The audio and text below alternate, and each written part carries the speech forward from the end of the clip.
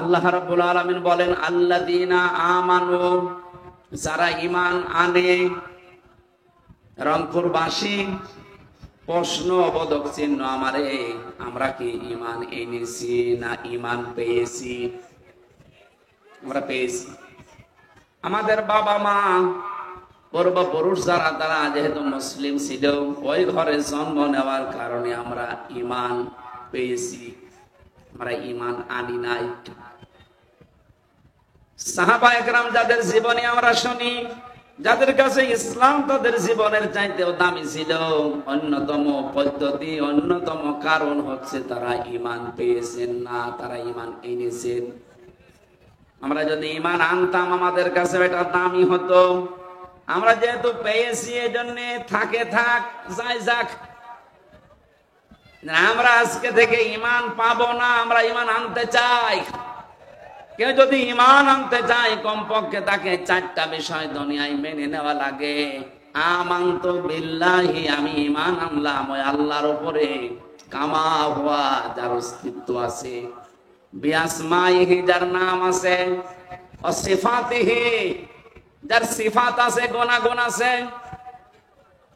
অকবিলতু জামিআ, যত আহকাম হুকুম আল্লাহ এই পৃথিবীতে দিয়েছেন, আমি যার উপরে ঈমান এনেছি, সব হুকুম আমি মেনে নিলাম। আহকামিহি ওয়া আরকানি, যত রকম আছে, যত হুকুম আছে, সব আমি মাথা নত করে দিলাম। আমার নিজের বলতে আর কোনো কথা নেই, আল্লাহর কথাই আমার কথা। কথাটা, এটা 4টা কথা শুনলেন, এটা কায়দায় পড়ানো হয় ছোটবেলায়। কায়দার শেষের দিকে দেখবেন লেখা আছে।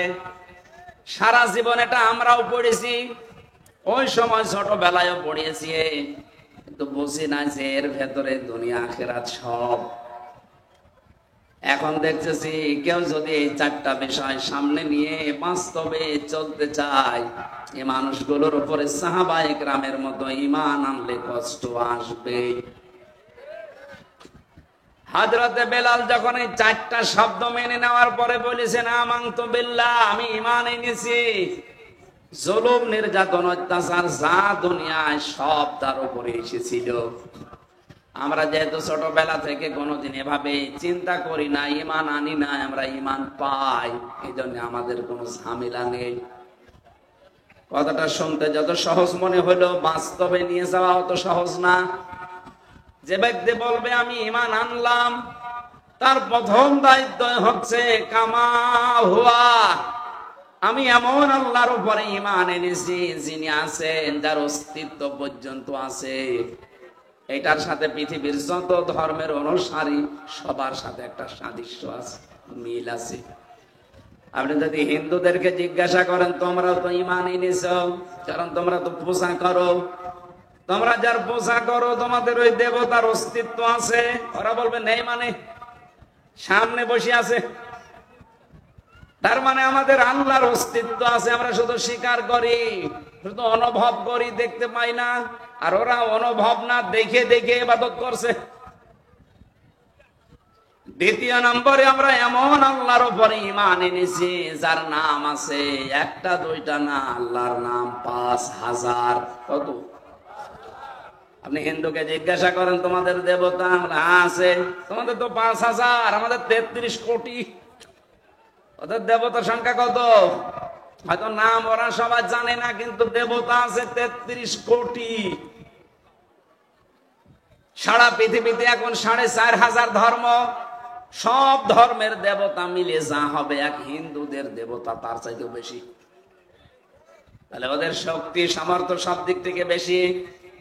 আমরা এমন আল্লাহর উপর ঈমান আনলাম, বিআসমাইহি, এসেমের বহু মসমা, আমাদের আল্লাহর নাম আছে, আমরা বলি 99টা না 5000 আছে। তাহলে হিন্দুদের চাইতে নামের দিক থেকে কম, কিন্তু নাম আছে।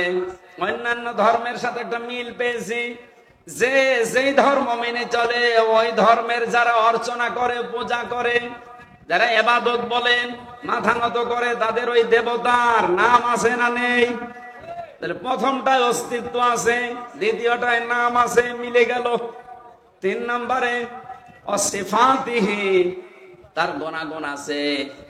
হিন্দুকে জিজ্ঞাসা করেন তোমার দেবতার গুণাগুণ, বলবে হ্যাঁ আছে। দুর্গার গুণাগুণ হচ্ছে ফসলে বরকত দেওয়া। কথা বলছে না কেন? আপনারা জিজ্ঞাসা করেন যে দুর্গা যে নাম দিলে কি, এর গুণাগুণ কি, কি করে? বলে ফসলে বরকত দেয়। সরস্বতী কি করে? লেখাপড়ায় বরকত দেয়। যতগুলো নাম ওরা দিয়েছে প্রতিটি নামের ভেতরে একটা গুণ লুকিয়ে রেখেছে। কেউ ব্যবসায় বরকত দেয়, কেউ অসুখ বিসুখ সারে, কেউ চাকরিতে সাহায্য করে। আমরাও এমন আল্লাহর উপরে ঈমান এনেছি যে আল্লাহর গুণ আছে, শুধু গুণ না, প্রতিটি গুণের কার্যকারিতা আছে। পৃথিবীর যত ধর্ম আছে শুধু ইসলাম বাদ দিয়ে প্রতিটি ধর্মের যারা দেবতা বলে দাবি করেন তাদের গুণ তারা বানিয়েছে, কিন্তু গুণের কার্যকারিতা নেই। আপনি দুর্গাকে ফসলের মাঝে বসিয়ে রাখেন, ফসল সহ দুর্গা চুরি হয়ে যাবে। কথা বলছে না কেন? ও সরস্বতীকে বসিয়ে রেখেছে, লেখাপড়ায় বরকত দেয়। বই সহ বিদ্যা সহ সরস্বতী চুরি করে নিয়ে যাবে, ও কিছু করতে পারবে না। পৃথিবীর প্রতিটি ধর্মের যারা গরু মারে, দেবতা মানে, তাদের অবস্থায় শুধু নাম আছে, নামের কাম নেই। আমরা যার উপরে ঈমান এনেছি ওই আল্লাহর শুধু নাম না, প্রতিটি নামের কার্যকারিতা আছে। উনি নাম নিয়েছেন মালিক, অবশ্যই উনি মালিক। আল্লাহ পাক এমন মালিক, এই পৃথিবীর ময়দানে যারা সৃষ্টি বলে দাবি করছে যে একজন সৃষ্টিকর্তা আছে, তাদেরকেই তিনি জানিয়েছেন আলা লাহুল খালকু ওয়াল আমর তাবারাকাল্লাহু রাব্বুল আলামিন। আল্লাহ বলেন সৃষ্টি যার, হুকুম চলবে তার। হয়তো আল্লাহ একজন আছে, তিনি আমাদেরকে বানিয়েছেন। এই কথাগুলো অনেক ধর্মের মানুষের মূল ভিত্তি। আপনি হিন্দুকে জিজ্ঞাসা করবেন এই জগৎ বানিয়েছে কে, ও বলবে উপরওয়ালা। কে? শুধু হিন্দু না, আবু জেহেলকে ওই জামানায় জিজ্ঞাসা করেছিল ওয়ালা ইন সাআলতাহুম মান খালাকাস সামাওয়াতি ওয়াল আরদা লা ইয়াকুলুন্না আল্লাহ। হে নবী, আবু জেহেলকেও যদি জিজ্ঞাসা করেন আসমান জমিন কে বানিয়েছে, ও আবু জেহেল গ্যারান্টি দিয়ে বলবে আল্লাহ বানিয়েছে। তার মানে সৃষ্টিকর্তা যে একজন আছে এটা আবু জেহেলও বিশ্বাস করতো। কথা বলে না কেন? এই আয়াতটা আমি বানালাম, কোরআনে বহু জায়গায় আয়াতটা আছে ওয়ালা ইন সাআলতাহুম। আপনি যদি ওই কাফেরদের জিজ্ঞাসা করেন, ওই মুশরিকদেরকে জিজ্ঞাসা করেন আসমান জমিন কে বানিয়েছে, ওরা এক বাক্যে তাও গ্যারান্টি দিয়ে বলবে আল্লাহ বানিয়েছে। তাহলে তাদের ভেতরে আমাদের ভেতরে পার্থক্য কোনটা? ওরা আল্লাহর এই নামকে বিশ্বাস করার পাশাপাশি নামের পাশে আর একটা জিনিস যোগ করতো। হ্যাঁ, আল্লাহকে আমরা আইনদাতা মানি, কিন্তু তার পাশাপাশি নিজেরা আইন বানিয়ে ওইটাও চালিয়ে দিত। কথা বুঝতেছেন? আজ বাংলাদেশের দিকে তাকান, আল্লাহকে বিশ্বাস করি না এই কথা হিন্দু পর্যন্ত বলবে না। যারা মুসলমান নামধারী আছে তারা তো বলবে আল্লাহ একজন আছে। আল্লাহর আইনও বিশ্বাস করে, কোরআন এটা মানতেও চাই, পাশাপাশি আর একটা কিছুকে এর সাথে যোগ করে দেয়। আল্লাহ পাঠিয়েছেন যে আইন কানুন নিয়ম নীতি, ওটা মানে কম বেশি, ওর পাশে আর একটা যোগ করে নিজেরা বানিয়ে নেয়, অথবা আব্রাহাম লিঙ্কনেরটা যোগ করে দেয়। ওরা ১৫০০ বছর আগে আল্লাহর পাশাপাশি অন্য কাউকে দাঁড় করিয়ে যদি মুশরিক হয়, এই বাংলাদেশে যারা আল্লাহর আইনের পাশাপাশি অন্য কিছুকে দাঁড় করাতে চান তারাও মুশরিক। কাটসাট কথা বললাম, এবার না বুঝলে আমার কিছু করার নেই। ওই জামানায় ওরাও বলতো উপরওয়ালা একজন আছে। আমি বহু হিন্দুকে এই কথা বলতে শুনেছি বিপদে পড়লে। আমি বরিশালে যখন পড়তাম তখন নৌকা ছিল, ওই ব্রিজ হয়নি, ঝড় উঠেছে, নৌকা তো দোলাদুলি করছে। আমরা যারা মুসলিম বলছি লা ইলাহা ইল্লাল্লাহ। হিন্দু এক দাদা আর দাদি দুইজনে বলছে লা ইলাহা ইল্লাল্লাহ। কি গো, চেহারা দেখে মনে হয় অন্য ধর্মের। কালেমা পড়েন মানে মুসলমান হয়েছেন? বলছে না, কালেমা পড়েন মানে। বলছে হুজুর সে ঝড় উঠেছে ও কালী দুর্গার কাজ না, এখন আল্লাহ লাগবে। শুধু ওনার কথা না, তামাম দুনিয়ার সব মানুষের এইটাই কথা। সূরা বানী ইসরাইলে আছে, বিপদে পড়লেই সর্বপ্রথম দেবতার কথা মনে আসে না, মনে আসে কার কথা? রংপুর বাসে। তাহলে এখান থেকে আমি একটা বিষয় প্রমাণ করতে চাই, যে মানুষগুলো আল্লাহর আইনের পাশাপাশি অন্য কাউকে আইনদাতা হিসাবে মেনে নিয়েছে, তাদের আইনও দাঁড় করাতে চায়, সমাজে প্রতিষ্ঠা করতে চায়, তারা এক ধরনের আবু জেহেলের মতো মুশরিক। কথা বুঝতেছেন? এজন্য আমরা আশা করব, আল্লাহ যেখানে উনি যেটা পারবে ওইটা অন্য কেউ পারবে, কথা আমরা মানি না, বিশ্বাসও করি না। সুতরাং আল্লাহু আকবার এ শব্দটা আমার আল্লাহর জন্য খাস। কথা বলেন না কেন? আল্লাহু আকবার মানে আল্লাহ সব চাইতে, আল্লাহ সব চাইতে, আরো জোরে বলেন, আল্লাহ সব চাইতে। এই বড়র ভেতরে কিছু লুকিয়ে থাকে। এই আকবার শব্দের ব্যাখ্যা করবেন, তাফসিরে যাবেন, হাদিসে যাবেন, দেখবেন ইসলামের ইতিহাসেও লেখা আছে, এই পৃথিবীর সব কিছুর উপরে বড়ত্ব যার, ক্ষমতা যার, তিনি কিন্তু আল্লাহ। এই জন্য মানুষ প্রথমেই বলে নেয় আল্লাহু আকবার। কেউ কে শুধু আকবার আকবার করে, কি বলে? আল্লাহু আকবার। আকবারের ব্যাখ্যায় আছে, পৃথিবীর সবার উপরে আমার আল্লাহর শক্তি, ক্ষমতা চলে। ক্ষমতার উৎস জনগণ নয়, কে? যারা বলেন ক্ষমতার উৎস জনগণ, তাদের ঈমান আর আবু জেহেলের ঈমান এক। সুতরাং এটা পাল্টাতে হবে। হয়তো আপনি না বুঝে এরকম কাজ করেন, আজকেই সিদ্ধান্ত পাল্টিয়ে যান। যাদের দলের ভেতরে ক্ষমতার উৎস জনগণ এই শব্দ আছে, এই দলে আমি আর নেই। এটা রাজনীতি নাকি? এটা আসল নীতির কথা বললাম। এখন আপনি মানতে পারেন না, ওটা আপনার ঈমানের ব্যাপার। আপনি যে মুশরিক হয়ে মরে যাচ্ছেন আবু জেহেলের মতো, আপনি টের পাচ্ছেন? আরে ভাই, আপনাকে আমি বাঁচাতে চাই, আমার কোনো স্বার্থ এখানে নেই। আপনি জাহান্নামে গেলে শেষে আমার আবার জবাব দেওয়া লাগবে যে গেলে কেন বললে না সঠিকটা। আমি আমার ঈমান থেকে বলছি, যাদের এই বিশ্বাস আছে যে ক্ষমতায় জনগণ বসাতে পারে, তারা মুশরিক। বলেন না কেন? ক্ষমতায় বসানোর একচ্ছত্র মালিকানা কার? আরো জোরে। এই আয়াতকে আমি বানিয়েছি। সূরা আলে ইমরানের 26 নম্বর আয়াতে আছে, কুলিল্লাহুম্মা মালিকাল মুলকি তুতিল মুলকা মান তাশা, ইলা আখির আয়াত। আল্লাহ পাক বলেন, নবী আপনি বলেন, ক্ষমতার উৎস আমি আল্লাহ, যাকে ইচ্ছা তাকে দান করি। এই শব্দটা জামাতে ইসলামী বাংলাদেশ মানত না, যে ক্ষমতার উৎস জনগণ, এই জন্য তাদেরকে নিষিদ্ধ করে দিয়েছিল। আমার আল্লাহ মনে হচ্ছে নিজের হাতে প্রতিশোধ নিলেন। যারা আল্লাহর বিশ্বাস করে না যে ক্ষমতার উৎস আল্লাহ, আল্লাহ তাদেরকে এই যুগের আবর্তনে নিষিদ্ধ করে দিয়েছে। তাছাড়া আমাদের কোন দোষে আপনি নিষিদ্ধ করলেন বলেন তো? আপনি বলেন ওরা রক কাটে, একটা প্রমাণ দেখাতে পারবেন তামাম দুনিয়ায়? রক যারা কাটে তারা এই দোষটা চাপিয়ে দেয়, এই জন্য আজকে রক কাটা পার্টি বলে নিষিদ্ধ হয়ে গেছে।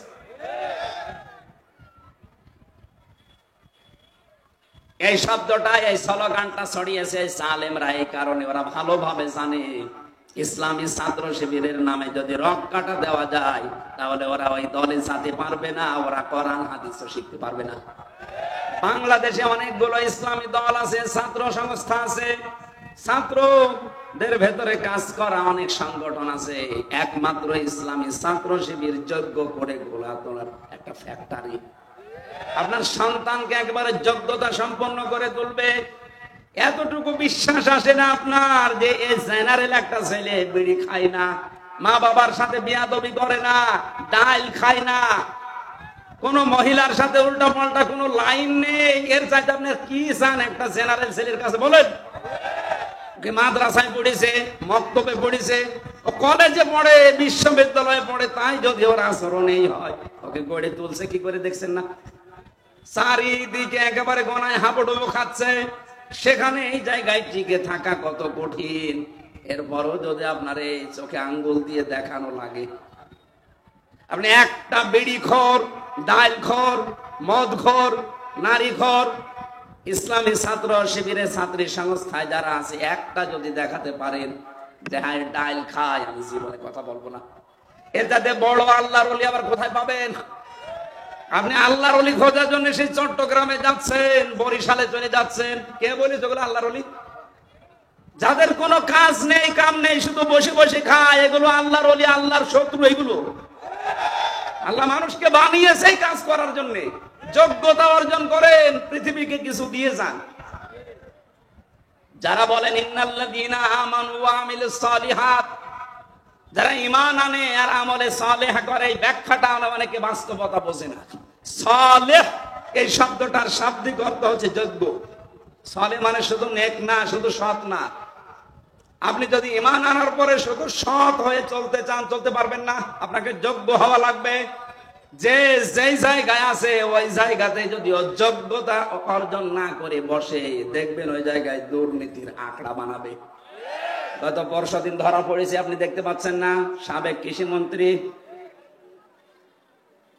আব্দুল শহীদ, সিলেট মৌলভীবাজারে বাড়ি, শ্রীমঙ্গলে।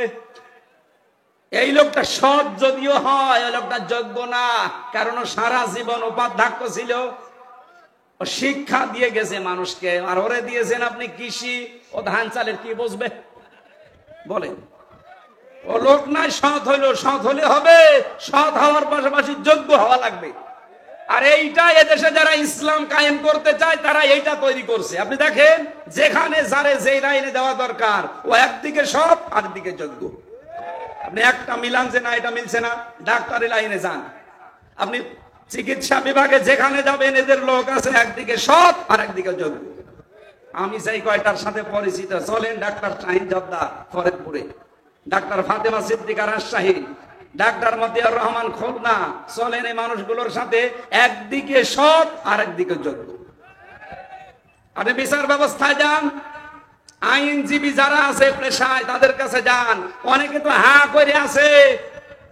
আর যারা সৎ এবং যোগ্য করে গড়ে তুলেছে এই মানুষগুলোকে, কোটি টাকা দেবেন পায়ের কাছে। অ্যাডভোকেট শিশির মনির, জিন্দা মানুষ মনে হয় যে আল্লাহর ওলি। খালি দাড়ি থাকলে টুপি থাকলে আল্লাহর ওলি না, তার ভেতরে যে তাকওয়া আছে এটা আপনি পাবেন কোথায়?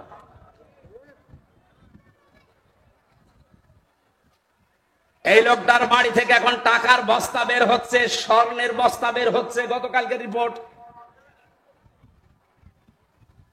আমি জানছি এই লোকটাকে যদি শিক্ষা ব্যবস্থায় যেত, কিছু না কিছু করতে পারতো। ওরে দিয়েছে কৃষি মন্ত্রী, পরে যদি আপনি পিটিয়ে মেরে ফেলেন, 1 বিঘা জমিতে কয় মন ধান হয় ও সাদা বলতে পারবে না, কারণ জীবনে তো মাঠে যায়নি। এই জন্য যারা এই ব্যাখ্যা করেন তাদেরকে আমি আধুনিক ব্যাখ্যা পড়ার জন্য বলছি।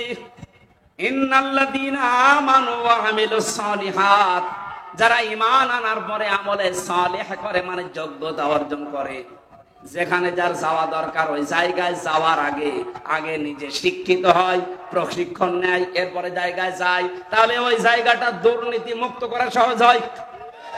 এই 15.5 বছর এইটা আমরা পাইনি। যে যে বিষয় জানে না তারে ওই চেয়ারে বসিয়ে দিয়েছে, ও চেয়ারের পায়া আরো ভেঙে ফেলিস। কথা বলেন, একটা ড্রাইভার প্রশ্নপত্র বিক্রি করে কত তালা বাড়ি বানায়, এবার মসজিদ বানিয়েছে। এভাবে অবৈধ টাকা ইনকাম করলেন, কি হিসাব দেবেন? মসজিদে আমি খরচ করেছি, মসজিদে বিভিন্ন জায়গায় দেখা যায় রাস্তার টাকা, ব্রিজের টাকা, কালভার্টের টাকা, এগুলো গরিব দুঃখীর কাবিখা, এগুলো আত্মসাৎ করে করে মসজিদের ফ্যান লাগিয়ে দিচ্ছে, টাইলস লাগিয়ে দিচ্ছে, টানা কাঁচ লাগিয়ে দিচ্ছে। আরে ভাই, একটা মসজিদ বানিয়ে দিলে কয়জন নামাজ পড়ে? নাই 2000 মানুষ নামাজ পড়লো। আর একটা ব্রিজ বানিয়ে একটা রাস্তা সংস্কার করে দিলে লক্ষ লক্ষ মানুষ ওই রাস্তা দিয়ে হাঁটবে। কথা বলে না কেন? 1000 মসজিদ বানানোর চাইতে একটা ব্রিজ, একটা কালভার্ট, একটা রাস্তা ভালো করা আল্লাহর কাছে শতগুণে দাম বেশি। ইসলাম আমরা এই জায়গা থেকে নেই না, কারণ আমরা তো যোগ্য না। রংপুরবাসী, আমি বলছিলাম আমার আল্লাহর উপরে আমরা ঈমান নিয়ে হা করে আন্দাজে না বুঝে না, আমি ঈমান এনেছি আল্লাহর উপরে যার গুণ আছে এবং গুণের কার্যকারিতা আছে। উনি যেই নাম নিয়েছেন প্রতিটি নামের কার্যকারিতা আছে। উনি আইনদাতা নাম নিয়েছেন, উনি আইনদাতা হাকিম, হাকিম নাম নিয়েই বসে নেই, উনি আইনও দিয়েছেন, আমাদের 500 আইন দিয়েছেন। কয়টা? উনি রাজ্জাক নাম নিয়েছেন, রিজিকের ব্যবস্থা করেন। উনি যদি রাজ্জাক নাম না নিত, পৃথিবীর বিশাল সৃষ্টি, এক একটা তিমি মাছ যে খাবার খায়, আমার মতো 1000 হামজা মিলে খেতে পারবে না। রংপুরবাসী তিমি মাসের এত টন খাবারের ব্যবস্থা রাজ্জাক নামের কারণে যদি আল্লাহ করতে পারে, আমার মতো হামজার 150 খাবার লাগে, এই খাবারের ব্যবস্থা আল্লাহ পারবে না? কোন কারণে আমার বাম হাতের ইনকাম করা লাগবে বলেন? আপনি কোন কারণে অবৈধ পথ বেছে নেবেন? আপনি কি খেতে পারবেন? প্রতিদিন 5 লাখ টাকা উপায় করে টাকা খেতে পারবেন? কি হইল সালমান এফ রহমানের এই দরবেশের টাকা? এজন্য আমি আমার মন থেকে বলছি, ইমান থেকে, আমরা সবাই যেন এটা মেনে নিতে পারি, রাজ্জাক যেহেতু আল্লাহ, উনি রিস্কের ব্যবস্থা করবেই। আমার যতটুকু বরাতে লেখা আছে কপালে, এটা আমি পাবই। অবৈধ পথে গিয়ে টাকা ইনকাম হবে না তা না, কোটি কোটি টাকার ব্যালেন্স হবে আপনার। আপনার ওই অবৈধ টাকা ভোগ করার জন্য আপনার বউ, আপনার মেয়ে, আপনার ছেলে 2 পায়ে খাড়া, কিন্তু এই অবৈধ টাকা ইনকাম করে যে পাপ হয়েছে, ওই পাপ আপনার বউ মেয়ে নিতে রাজি না। ওই যে বউ দাঁড়িয়ে আছে, জিজ্ঞাসা করেন তো কার বউ এটা? করেন আপনি তো ওর জন্য অবৈধ ইনকামের একেবারে বাবা শাহজালাল সব হালাল করে যাচ্ছেন। ওরে জিজ্ঞাসা করেন তো, যে এই যে আমি বাম হাতের ডান হাতের ইনকাম করলাম, এই যে একটা গোনা হইলো, এই গোনার ভাগ তুমি তো টাকা পয়সা ভোগ করার জন্য 2 পায়ে খাড়া, ও তো 2 পায়ে দাঁড়িয়ে আছে। 2 পায়ে দাঁড়িয়ে আছো, তাহলে আমার যে পাপের বোঝা, এটা কিছু কিছু নিবা না? ও বলবে তুমি তোমার পাপ করতে আমি বলিনি। কার জন্য কি করছেন? ওদের জন্য। ওরাই আপনাকে জাহান্নামে দেওয়ার জন্য ব্যস্ত হয়ে পড়বে। যা তুই যা। এই জন্য আমরা পাগল ভালো হয়ে গেছি। পাগল ভালো হয়ে গেছি না আমরা? না না, এ তো সামিয়ানা নিছি। পাগল আমরা ভালো হব না, আরো পাগল হব। পাগল ভালো হব না কারো জন্য কিছু। আল্লাহ বলেন আমাল হায়াতুদ দুনিয়া ইল্লা মাতাউল গুরুর। পৃথিবী ধোঁকা, এ বউ ধোঁকা, মেয়ে ধোঁকা, বাবা মাও ধোঁকা। কেউ কারো বোঝা কিন্তু বহন করবে না ভাই। যা করছেন আপনারটা আপনারে নেওয়া লাগবে। এই জন্য আল্লাহকে যদি আমরা বিশ্বাস করি রাজ্জাক হিসাবে, উনি রিজিক দেবেনি। পৃথিবীতে না খেয়ে মরে গেছে আমি এরকম প্রমাণ পাইনি, খেয়ে মরেছে এরকম প্রমাণ আছে। খেতে খেতে বৈধ অবৈধ নেই, মরণের খাওয়া খায়, সেটা পটল তোলে। কথা বলছে না কেন? নবীজির জীবনে বিভিন্ন রোগ ছিল, কিন্তু গ্যাস্ট্রিক আলসার, পেটের যে পীড়া আমরা এখন ভোগী, এই রোগ তার ছিল না। কারণ উনি খাবারের আগেই 3টা সুন্নত মেনে চলতেন, আর খাবারের পরে একটা সুন্নত কম বেশি মানতেন।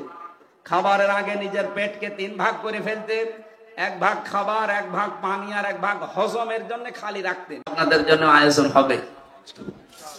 যে কথাটা বলতে চাই আমি, কোরআন শুনতে যারা আসে তাদেরকে আল্লাহ কিছু দায়িত্ব দেয়। কোরিয়াল কোরআন ফাসতামিউ লাহু ওয়া আনসিতু লাআল্লাকুম তুরহামুন। কোরআন শুনতে গেলে 1 নম্বরে শুনতে হবে, 2 নম্বরে চুপ থাকা লাগবে। এ ঘোষণা কার? যেখানে যা হচ্ছে হয়ে যাক ভাই, আপনি একবারে শুনবেন, আপনার দেখা লাগবে এ কথা বলে নাই, শোনা লাগবে। শুনতে তো পারছেন নাকি?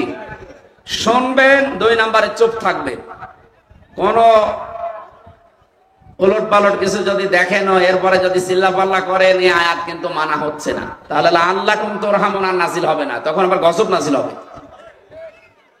2 নম্বর, আমরা যারা বলতে আসি, আমাদের আল্লাহ কিছু দায়িত্ব দিয়েছেন।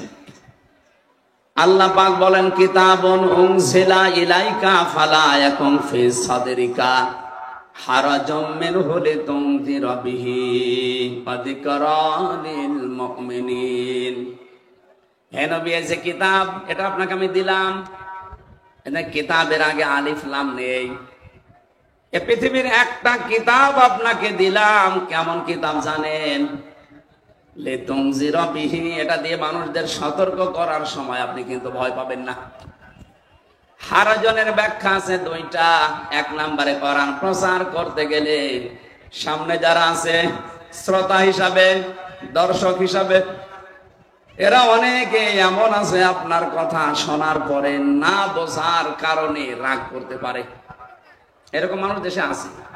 আগে আরো বেশি ছিল, এখন কমেছে। আমি যেটা বলতে চাই কোরআন দিয়ে, ও না বুঝে আন্দাজে রাখবো না, এরকম শ্রোতা দেশে ছিল না? এক কথা বলেন না কেন? একবার খুলনাতে পেয়েছিলাম, সভাপতি এমন মানুষকে বানিয়েছে, উনি আমার কানের কাছে মুখ নিয়ে বলছে, হুজুর এখানে রাজনৈতিক দলের লোকজন আছে 18 সালে, আপনি এক কাজ করেন, কবরের ওয়াজ করেন। কবরে গেলে কি হয়? প্রথমেই তো জিজ্ঞাসা করবে, মার রব্বুকা, তোমার রব কে? রবের 5টা অর্থ প্রধানত। 1 নম্বরে রব মানে আইনদাতা। রব মানে কি? আমি প্রশ্ন করলাম, এই দেশে কি আল্লাহর আইন 500টা একটাও চলে? জনগণ বলছে না। তাহলে আপনি কবরে যেয়ে ধরা খাবেন? কথা বলেন না কেন? এখন এইটা কি ফেরেশতারা কায়েম করে দিয়ে যাবে, না এ দায়িত্ব আমাদের? এটা পালন করার জন্য যে কর্মসূচি নেওয়া লাগে, এটা নেওয়া লাগবে। একটা একটা করে আরম্ভ করলাম। উনি বলছে, হুজুর কবরের ওয়াজ করার দরকার নেই, মাটির নিচের ওয়াজ বাদ, উপরের ওয়াজ করে। তো উপরে তো আরো সমস্যা বেশি। উপরে সমস্যা বেশি না? উপরে কি দিয়ে তৈরি হয় মানুষ? সংসার দিয়ে। সংসার না হলে মানুষ আসে? আমরা দেখছি এখন অনেকে সংসার বাদ দিয়ে হচ্ছে। এগুলো মানুষ বলা যায় না, এগুলোর নামের আগে একটা ডিগ্রি আছে, জারজ। কথা বলেন না কেন? এইটা তৈরি করার জন্য অনেকে উঠে পড়ে লেগেছিল, জাতি যেন জারজ হয়। এই জন্য একেবারে খোলামেলা পরিবেশ তৈরি করে দিচ্ছিল। আল্লাহ আমাদের বাঁচিয়েছেন। আমি শুধু টাচ দিলাম, নিচে নামতে পারলাম না। আপনি বসেন।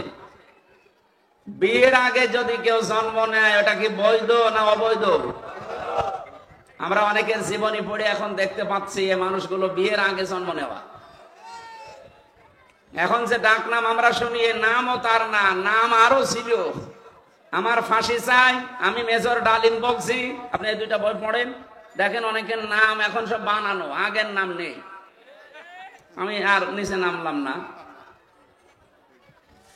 সম্মানিত উপস্থিতি, যে কথাটা আমি বোঝাতে চাই, কোরআনে কারীম আল্লাহ পাক আমাদেরকে দিয়েছেন সতর্ক করার জন্য।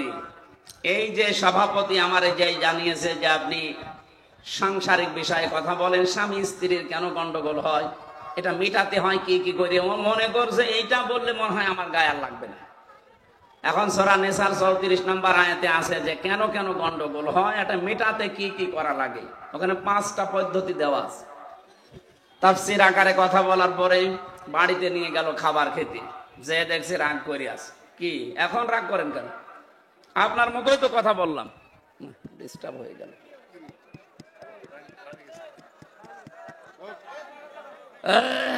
একটু তাড়াতাড়ি করা লাগবে। ওখানে একজন বসিয়ে রাখেন।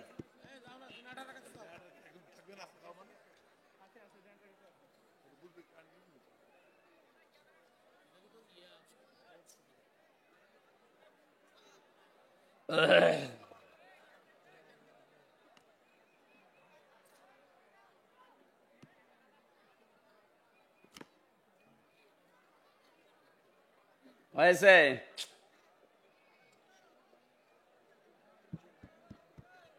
আরে পাগল ছাগল, ওখানে একজন থাকবে না? কখন কারেন্ট যাবে? কারেন্ট নাই, জেনারেটর আছে। জেনারেটর পাবলিক আছে না, দেখা হচ্ছে কি? আপনারা গরমে একটু ফাঁকা ফাঁকা হয়ে বসলে তো হয়, অনেক জায়গা আছে না। পোড়াটা একটু ঘিরে দেবে এই রোদের ভেতরে।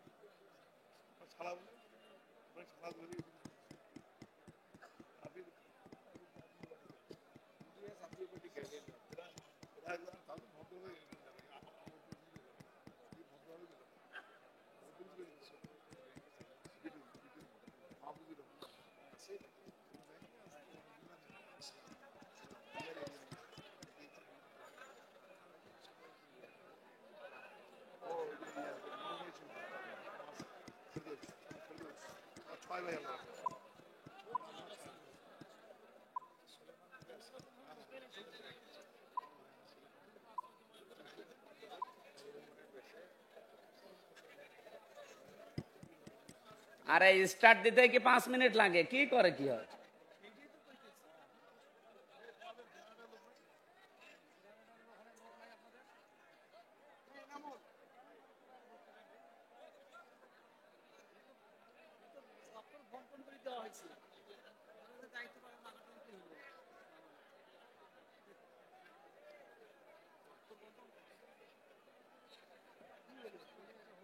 ফ্যানটাও বন্ধ হয়ে গেল।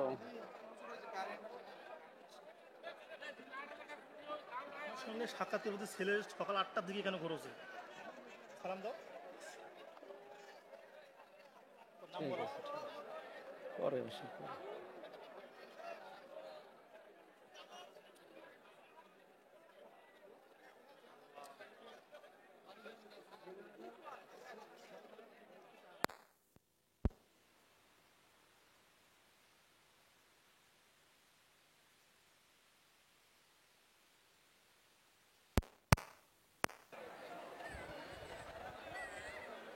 সেই সময় তো ফেসবুকে যেভাবে দেখলাম নতুন খুব অসুস্থ হয়ে গেল, কথাই বলতে পারতেছে না। তাই যে এর আগে যে তারাগঞ্জে না কোন জায়গায়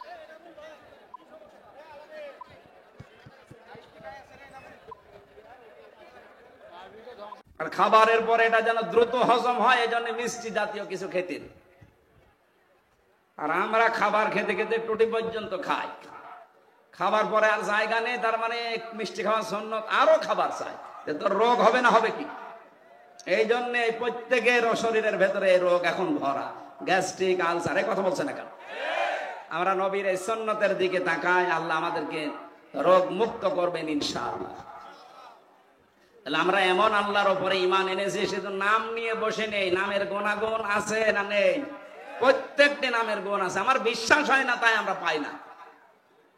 এরকম 5000 নাম নিয়েছেন উনি, 5000 নামের গুণাগুণ আছে। উনি যে গাফফার নামটা নিয়েছেন, তিনি মাফ করে দেন। এই নামটা যদি না নিতেন, আমরা যা অপরাধ করি 1 সেকেন্ডও শ্বাস ফেলার সময় পেতাম না। ওমা সাবাকুম মিন মুসিবাতিন ফাবিমা কাসাবাত আইদিকুম ওয়া ইয়াফু আন কাসীর।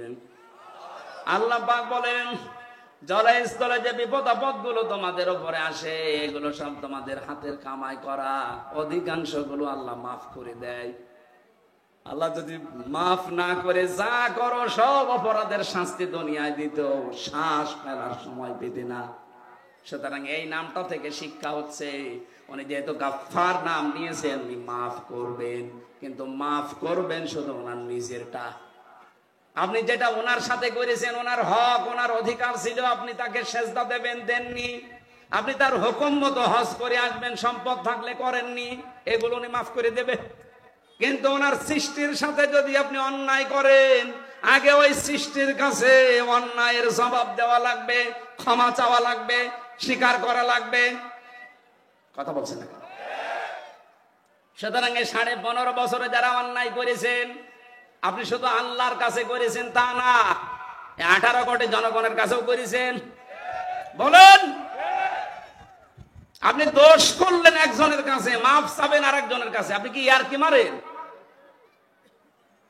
আমার সাথে এক ওসি ছিল জেলখানায়, আমি তাওবার ব্যাখ্যাটা একদিন বলার পরে আমারে বলছে, হুজুর এই যে নির্বাচনটা গেল, রাত 12টার পর থেকে আমার লোকজন নিয়ে আমি আল্লাহর নামে ভোট কাটা আরম্ভ করলাম। নাম নিয়েছে কার?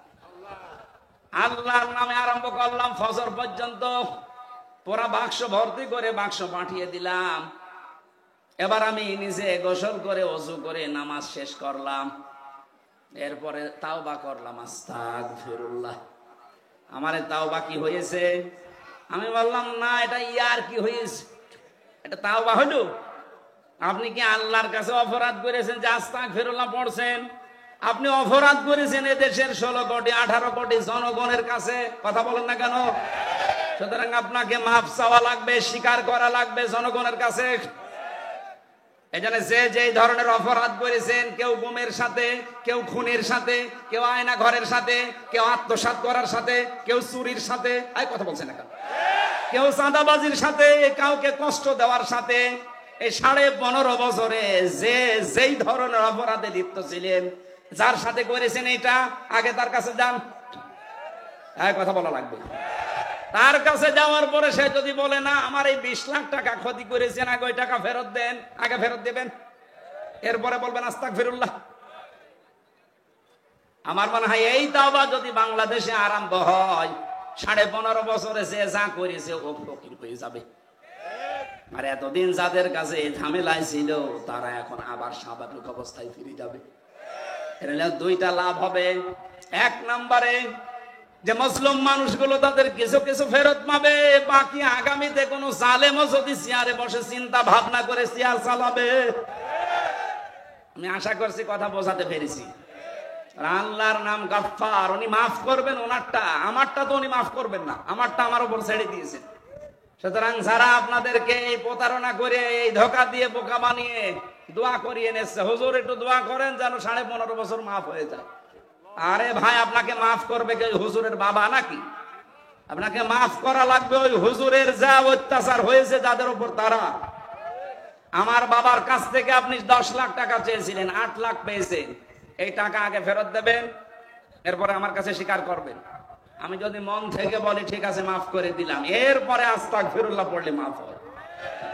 এটাকে আমি বানিয়ে বললাম। নবীজির কাছে এক যুবতী মেয়ে এসেছিল, ডাক দিয়ে বলে হে রাসূল, আমি জিনা করেছি, আপনি আমারে মুক্ত করেন।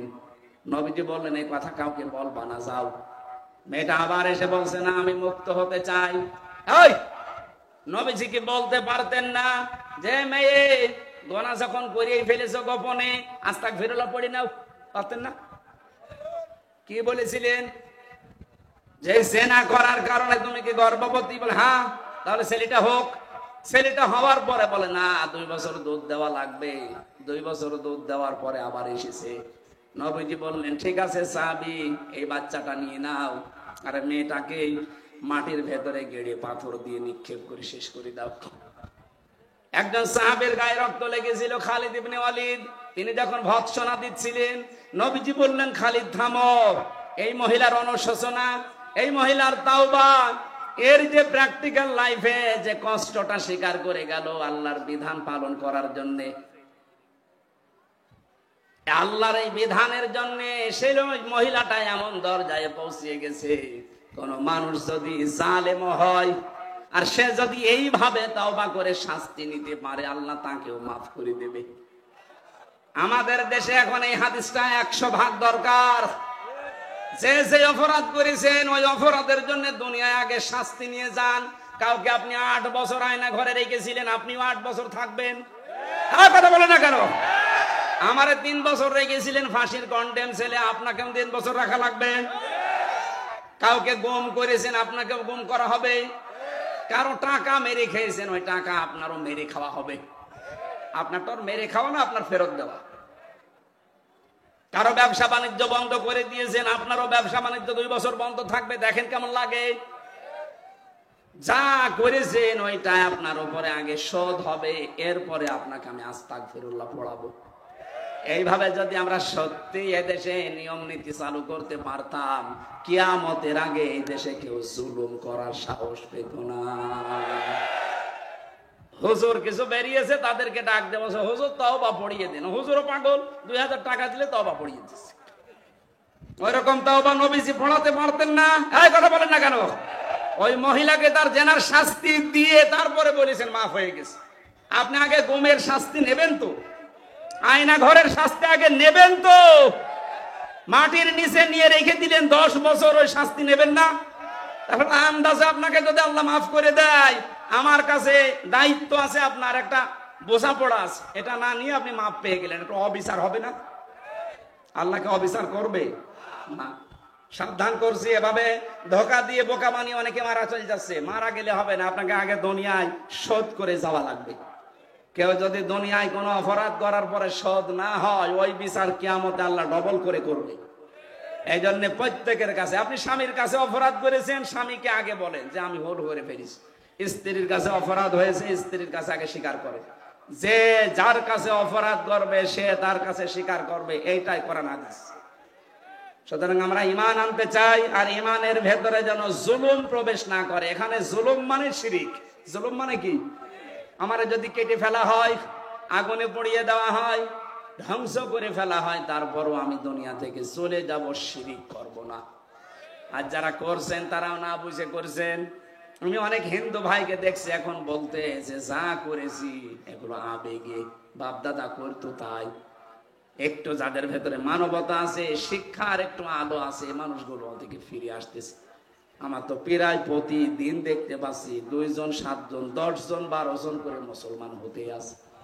এদের বিবেক একটু নাড়া দিচ্ছে। তাই আল্লাহ বলেন ঈমান আনার পরে যদি জুলুমকে শিরিককে মিশ্রণ না করো, উলাইকা লাহুমুল আমন, আমি তোমাদেরকে শান্তি, স্বস্তি, নিরাপত্তা দিয়ে দিলাম। অহুম মুহতাদুন, তোমরাই হেদায়েত প্রাপ্ত বান্দা বান্দি। আল্লাহ আমাদেরকে আয়াতটা বাস্তব জীবনে হেদায়েত পাওয়ার জন্য মেনে চলার তৌফিক দিন, বলেন আমিন। সম্মানিত মা বোন যারা এসেছেন, জান্নাতে যাওয়া আপনাদের জন্য একেবারে সহজ করে দিয়েছেন নবীজি। পৃথিবীর জমিন যেহেতু শেষ না, আর একটা জায়গা আছে, ওই জায়গার দিকে তাকিয়ে হলেও 4টা কাজ করতে ভুল করা যাবে না। 5 ওয়াক্ত নামাজ যেখানেই থাকেন, শুধু ওই 3 দিন 5 দিন 7 দিন বাদ দিয়ে যতদিন পবিত্র থাকেন, মাস্ট বি, যে অবস্থায় থাকেন নামাজ পড়ে নেবেন। যত কাজ থাক, ফরজ নামাজটা অন্তত পড়ে নেবেন। কারণ ফরজ নামাজ কেউ যদি বাদ দিয়ে কাজ করে, আল্লাহ বলেন আমি ওর দায়িত্ব ছেড়ে দেই। আল্লাহ যদি কারো দায়িত্ব ছেড়ে দেয়, কে আপনার দায়িত্ব নেবেন নিরাপত্তার? বলেন। এই জন্য যেখানে আমরা থাকি, ফরজ নামাজ জীবন চলে গেল আমরা ছাড়বো না।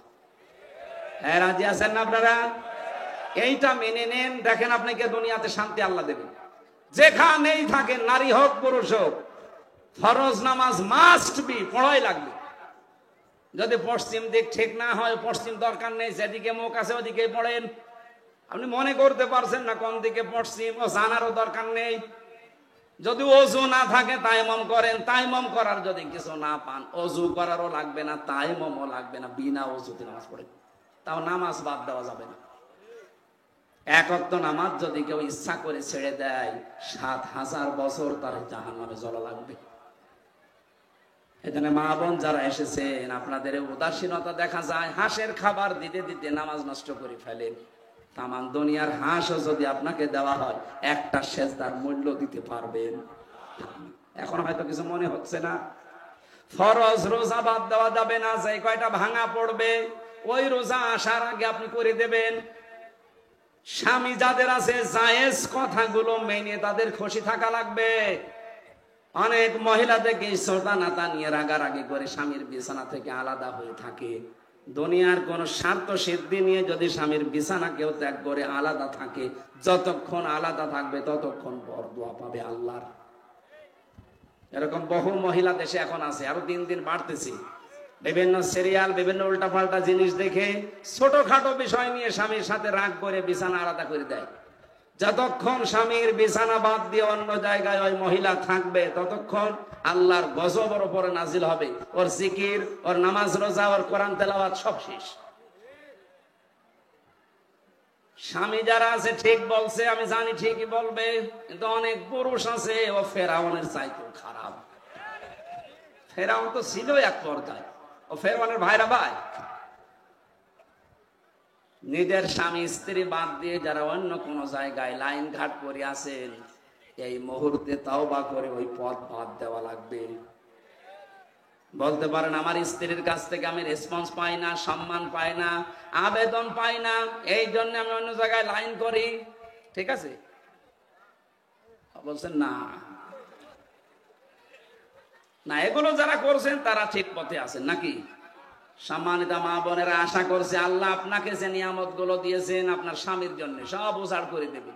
এরপরে যদিও লোকটা উল্টা দিকে যায়, ওর 3টা ক্ষতি হবে দুনিয়ায়। 1 নম্বরে ওর চেহারার উজ্জ্বলতা আল্লাহ নষ্ট করে দেবে যারা পরকীয়া প্রেম করে, সে নারী হোক আর পুরুষ হোক। 2 নম্বরে ওদের রিস্কের বরকত আল্লাহ কমিয়ে দেবে। 3 নম্বরে ওই মানুষটা মারা যাওয়ার সময় ঈমান পাবে না, যদিও নামাজ পড়ে, রোজা রাখে, হজ করে আসে। পরকীয়া প্রেমের সাথে যারাই জড়িত, নারী পুরুষ যেই হোক, ওটা শয়তানের ধোঁকায় করে। এ মরণের সময় বেঈমান হয়ে মারা যাবে। বলেন নাউজুবিল্লাহ। আল্লাহ আমাদের এরকম রোগে যারা রোগী আছে, মুরব্বী মানুষের তো এই রোগ নেই, অল্প বয়সী যারা, এদের যদি এই রোগ থাকে তারা আজকে থেকেই পাল্টাবো, জীবনে আর পরকীয়ায় যাব না। কারা হাত তোলেন তো দেখি। ও, এই লাইনে, সবই এই লাইনে আছে, আপনারা থাকে। পর্দায় থাকা লাগবে। পর্দা মানে শুধুমাত্র কালো বোরকা পরে ঘুর করে ঘোরা না। পর্দার বিধান হচ্ছে 14 জন পুরুষের সামনে আপনি যেতে পারবেন, মুখমণ্ডল, হাতের কবজি, পায়ের পাতা খোলা রেখে। বাকি দুনিয়ায় কারো সামনে যেতে হলে এই 3টা জায়গা বাদ দিয়ে পুরা শরীর মাস্ট বি ঢেকে রাখা লাগবে। আর যদি আরো আজিমাত করতে চান সর্বোচ্চ পর্দা, তাহলে চোখ বাদ দিয়ে পুরা শরীর ঢেকে রাখা লাগবে। আমার কথা বোঝা গেছে হয়তো? আপনার বাবার সামনে, আপনার ছেলের সামনে, আপনার ভাইয়ের ছেলে, আপনার বোনের ছেলে, আপনার জামাই, যেটা, এদের সামনে মুখ খোলা, হাতের কবজি, পায়ের পাতা এগুলো খুলে তাদের সামনে যেতে পারবেন। এই 14 জনের ভেতরে এরা আছে, কিন্তু স্বামী নেই। স্বামীর কাছে মেয়ে লোকের কোনো পর্দা নেই। কোন মহিলা স্বামীর সামনে যত খোলামেলা থাকবে, ও যদি পছন্দ করে যে আমার বউ ঐশ্বরিয়ার মতো থাকলে আমার ভালো লাগে, আপনি দরকার আরো সব খুলে রাখবেন, হ্যাঁ, কোনো অসুবিধা নেই। কিন্তু আপনার স্বামী যেইভাবে চাইবে, তার রুচিতে নেয়, ওইভাবে থাকবেন। এটা একটা ইয়ারকি মারা না, এটা ইবাদত। স্বামীকে সন্তুষ্ট করার জন্য, আকৃষ্ট করার জন্য যদি সাজে কোনো মহিলা, ও যতক্ষণ সাজবে, নফল নামাজ পড়লে যে সওয়াব হয়, ওই সওয়াব পাবে। ওরা ঘরের ভেতরে অধিকাংশ উল্টাপাল্টা পোশাক পরে, ময়লা পোশাক পরে থাকে। আর যদি জানে যে মার্কেটে যাবে, কোনো অনুষ্ঠানে যাবে, এদের সাজ বেড়ে যায়। এটা ইহুদি মেয়েদের অভ্যাস। ঘরে থাকে ময়লা, বাইরে গেলে পরিষ্কার হয়ে যায় না, এটা ইহুদিদের মেয়েদের অভ্যাস। মুসলিম মেয়েদের অভ্যাস যেন তৈরি না হয়।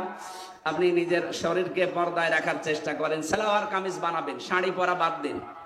শাড়িতে পর্দা আদায় হয় না, নামাজও হয় না।